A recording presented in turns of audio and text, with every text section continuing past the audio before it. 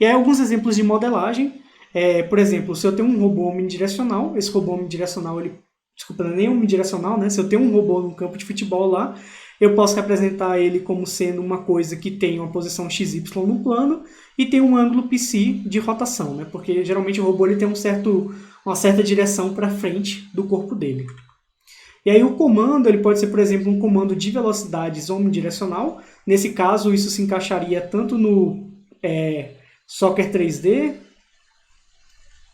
que é um robô humanoide, né? Então o humanoide ele tem no caso da Itandroids, todos os nossos robôs humanoides eles usam caminhadas omnidirecionais, ou no humanoide.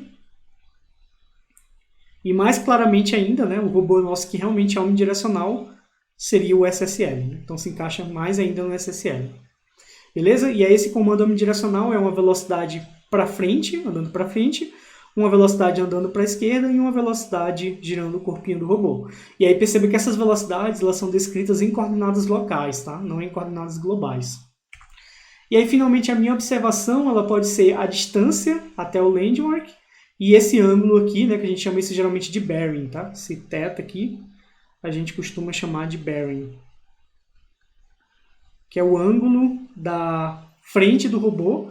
Em geral, a gente, na Itandroids, pelo menos, a gente mede da frente do robô até o landmark, não necessariamente do pescoço do robô, né, do ângulo do pescoço do robô até o landmark. Perceba que aqui a gente está marcando só um tracinho para indicar a frente do robô, mas um robô humanoide ele não só tem a frente dele, mas ele tem também um pescocinho, e o pescocinho pode estar olhando para uma direção diferente da própria frente do robô, né? Mas a gente considera geralmente o bearing nas nossas equações o ângulo em relação realmente à frente do robô, tá? Então esse seria esse ângulo θ aqui. Filtro de Kalman. Então, o filtro de Kalman, no fundo, ele é só uma particularização do filtro de Bayes.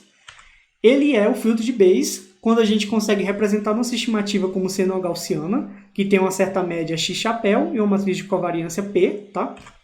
Então, aquelas minhas Bels mais e Bel menos, elas vão ser representadas por uma gaussiana com média x-chapéu e covariância P. E aí perceba que é uma gaussiana multivariada, tá? Porque, por exemplo, no caso lá que o meu estado é x, y e psi, eu tenho 3 variáveis aleatórias para poder definir o meu vetor que eu estou querendo estimar, que é o vetor da posição do robô, só que aí no sentido de pose, né? O pose, geralmente quando a gente fala em robótica, é quando a gente está falando de posição e orientação. Então, no caso, a gente está tentando estimar a pose do robô, então são 3 variáveis aleatórias e isso vai ser um vetor que eu estou tentando estimar. E aí, para o filtro de Kalman funcionar, a gente tem que assumir as seguintes hipóteses. O nosso modelo de movimento ele tem que ser linear, nosso modelo de observação tem que ser linear, o ruído de movimento ele tem que ser aditivo e gaussiano com média nula. O que eu quero dizer com aditivo é que o erro do meu movimento tem que ser a média mesmo que acontece, mais um ruído em torno disso, tá? Não pode ser tipo um ruído que multiplica o meu próprio movimento ou que faz uma outra operação diferente em cima do meu movimento. E o ruído de observação também ele tem que ser aditivo e gaussiano com média nula, tá? Então são hipóteses razoavelmente fortes, elas não são hipóteses absurdas para o mundo real. Muitos modelos reais eles são aproximadamente isso que o filtro de Kalman está pedindo, mas realmente encaixar no filtro de Kalman mesmo, ser exatamente linear e aditivo com gaussiana média, ou com gaussiano, aditivo e gaussiano com média nula, não é tão fácil assim. Não são muitos problemas que se encaixam nos requisitos do filtro de Kalman. Por isso que existe o filtro de Kalman estendido e o Uncentered Kalman Filter. Então, se as hipóteses não são válidas, se as hipóteses são válidas, quer dizer, uma coisa muito interessante do filtro de Kalman é que ele é ótimo, tá? Ele é o melhor filtro que você pode fazer em termos de média quadrática. O que isso quer dizer é que o erro que ele realmente, o erro da estimativa dele em relação ao valor verdadeiro, se você for considerar esse erro elevado ao quadrado, né? E aí considerar esse erro médio ao quadrado como sendo meio que a métrica para dizer se o seu filtro é bom ou não, ele é o melhor filtro possível em relação a essa métrica. Então é um negócio assim, bem bonito, sabe? Bem poderoso. E vocês vão implementar o filtro de Kalman daqui a 2 aulas. E aí nessa implementação do filtro de Kalman, vocês vão ver que realmente o filtro de Kalman é um negócio meio mágico. Assim. O negócio realmente é muito bom, sabe? Funciona muito bem na prática. Esse fato dele ser ótimo é incrível. Só que o filtro de Kalman em si, como eu falei, tem essa questão dos requisitos dele, né? Das hipóteses que você tem que ter no seu modelo para que você realmente possa usar o filtro de Kalman. Então a gente vai ver depois extensões do filtro de Kalman em que a gente não precisa atender a todas essas hipóteses, então funciona numa quantidade maior de problemas. Então um exemplo de modelagem, para conseguir encaixar no filtro de Kalman, você tem que tirar o ângulo, o psi, porque na hora que você põe o psi, começa a aparecer uns cossenos e senos de psi no meio da história, e o negócio deixa de ser linear. Mas se você tiver só x e y no seu vetor de estados, realmente isso é um modelo linear. O seu comando vai ter que ser só vx e vy em coordenadas globais, tá? Aqui já não faz mais diferença coordenada local e coordenada global, porque esse robô aqui ele não tem orientação. E essa observação não pode ser mais landmark, porque landmark, na hora que você calcula a distância, né? A distância lá do landmark, ela é calculada a partir da sua posição utilizando a raiz quadrada de x ao quadrado mais y ao quadrado. Então você adiciona contas não lineares e aí você não pode mais usar o seu filtro de Kalman, tá? Isso tudo que eu estou falando aqui, eu estou falando só em termos introdutórios. Depois, quando a gente realmente for ver o filtro de Kalman, a gente realmente vai tirar modelos. E na lista da aula de hoje, vocês também vão ter exercícios para tirar esses modelos e entender melhor o que é o modelo não linear, modelo linear e quais são os modelos que geralmente aparecem nos problemas da Itandroids. Então, nesse caso, para que o meu modelo de observação seja linear, eu tenho que ter tipo um GPS, ou no caso pode ser como se fossem as câmeras do VSS e do SSL, né?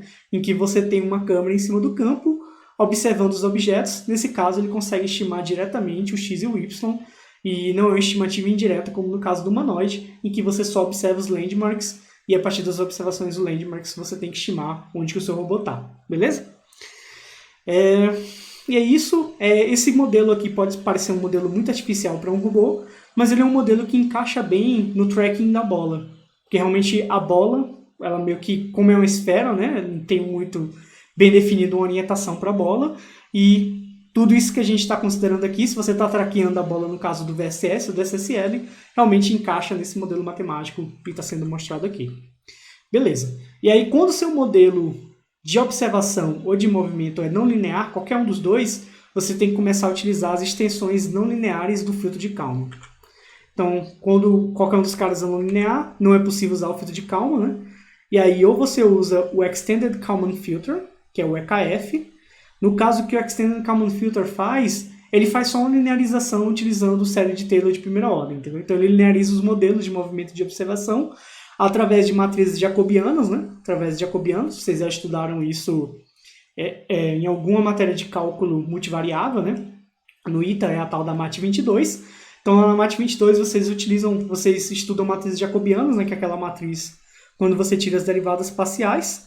Quando a gente vê EKF, a gente vai ver isso novamente com mais calma.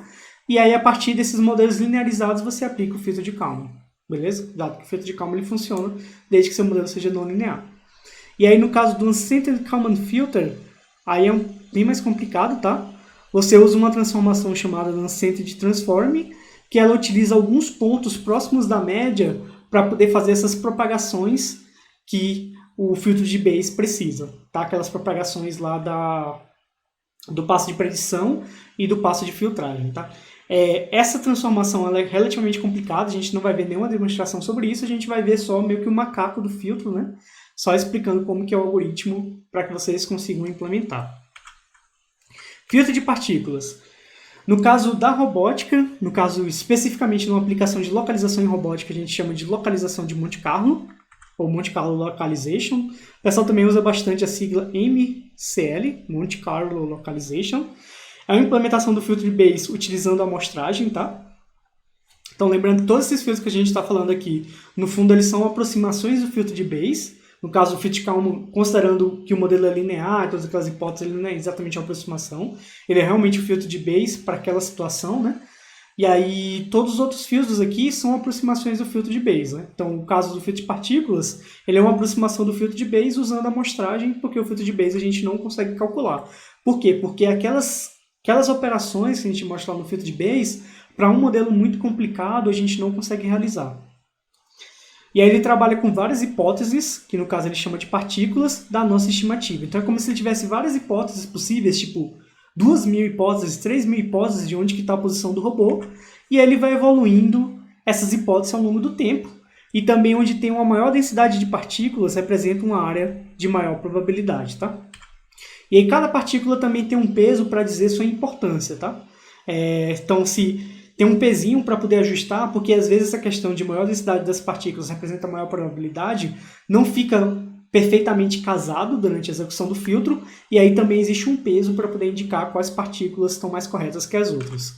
E aí permite modelos não lineares, basicamente o filtro de Kalman não tem nenhuma restrição, você pode usar qualquer tipo de modelo que você quiser, mas na prática, se você tiver um vetor de estados muito grande, aquele seu vetor aleatório da estimativa ele for muito grande, tiver muitas dimensões, geralmente o filtro de partículas não funciona, na verdade funcionaria, desde que você tivesse uma quantidade absurda de partículas, só que o filtro de partículas naturalmente ele já é pesado por conta dessa coisa de ele fazer conta com um monte de hipóteses diferentes.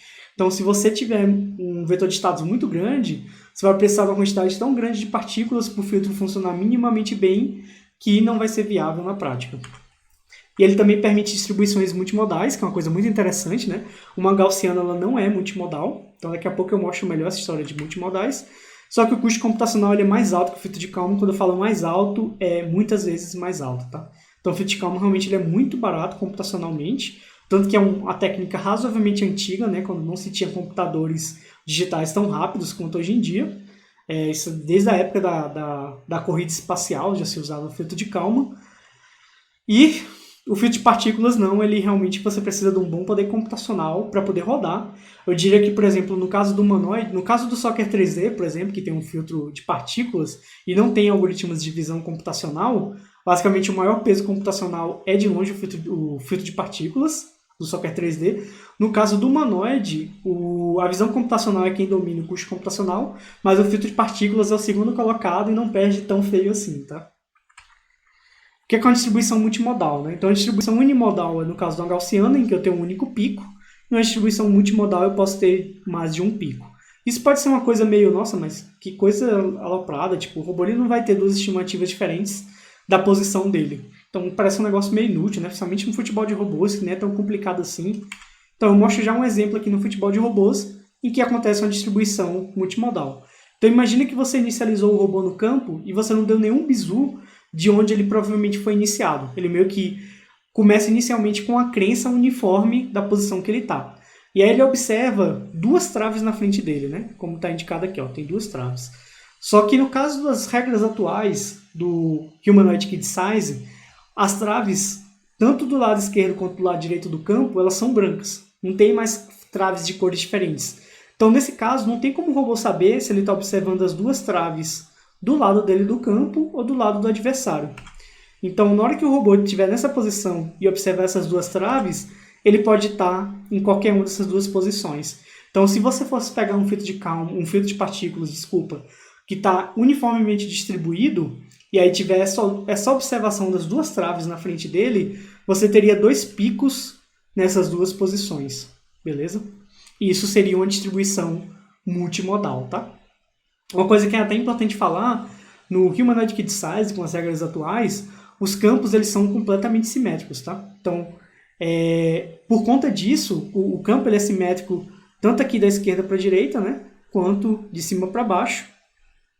Então, por conta disso, se o robô ele meio que perder a estimativa dele da posição do campo, e ela divergir muito, né? Pode acontecer do robô trocar de lado, né? Ele achar que está do lado contrário e aí tentar fazer um gol contra, tá? Na competição de 2019, o Chape quase fez um gol contra. A nossa localização no humanoide ainda não funciona muito bem, funciona bem no simulador, mas aí no robô real ainda não funciona lá muito bem. E esse fato de não funcionar muito bem, a gente passou a maior parte da competição sem usar a localização, só que aí no final a gente já estava com certa gordura ali de número de gols, aí a gente decidiu usar a localização para ver o que acontecia, e o Chape quase fez gol contra, porque provavelmente ele inverteu a posição dele no campo. E aí tem várias estratégias que o pessoal utiliza, né? Uma estratégia é que o robô ele tem posições pré-definidas para começar no campo, então geralmente ele começa do seu lado do campo, e ou é nessa posição, ou nessa posição, ou nessa posição, ou nessa posição. Então tem basicamente 4 posições assim pré-definidas. Não é exatamente 4 posições, né? Tem uma região ali que ele pode começar. E aí você tem que inicializar o filtro com uma dessas 4 hipóteses, que é o que o nosso robô faz, ele varre o campo, e aí tenta achar qual é a hipótese mais provável utilizando o filtro de partículas logo no começo, tá? Mesmo assim, ainda tem chance das coisas inverterem e o robô tentar fazer coisas muito bizonhas. Tem gente que, por exemplo, faz votação entre os robôs, né? Tipo assim, os robôs eles rastreiam os colegas, ou então tipo, todos os robôs rastreiam a bola, isso é um bem comum, e aí eles ficam fazendo votação para qual lado que a bola tá, né? E aí, se algum robô votar para um lado totalmente errado, para o lado contrário do que os outros robôs estão votando, aquele robô ele entende que a localização dele está trocada. Então, ele arruma a localização dele. E aí tem vários outros esquemas também que o pessoal já fez. Por exemplo, geralmente dá muito problema de inverter quando o robô ele cai mais ou menos no meio do campo. E aí tem gente que simplesmente faz que se o robô cair no meio do campo, o robô não levanta mais, com medo de ele inverter a localização. Filtro de partículas. Então, uma coisa muito interessante de filtro de partículas, né? Esse aqui é um trabalho bem antigo, dos primeiros trabalhos de Monte Carlo Localization, que o robô ele tá dentro de um prédio, e aí perceba, né, que o filtro de partículas ele consegue manter essas distribuições multimodais. Ó. Ele começou primeiramente com as partículas igualmente espalhadas aqui nesse ambiente, e à medida que ele foi se movendo, ele ficou em dúvida entre essas duas nuvens possíveis. Só que aí, na hora que ele entrou nessa sala, percebe que ele quebrou a simetria, né? Porque essa sala, por exemplo, ela tem esse bloco aqui no meio da sala que nessa outra sala aqui não tem. Então, com isso, ele consegue quebrar a simetria e finalmente realmente se localizar de forma correta no ambiente. Então, rodar a simulação aqui de novo. Perceba que no começo tem várias simetrias possíveis, né? Várias ambiguidades. E essas várias ambiguidades fazem com que você fique com várias nuvens de partículas. E à medida que ele vai andando, cada vez mais vai quebrando essas ambiguidades, até que o filtro converge para uma nuvem apenas na posição correta do robô.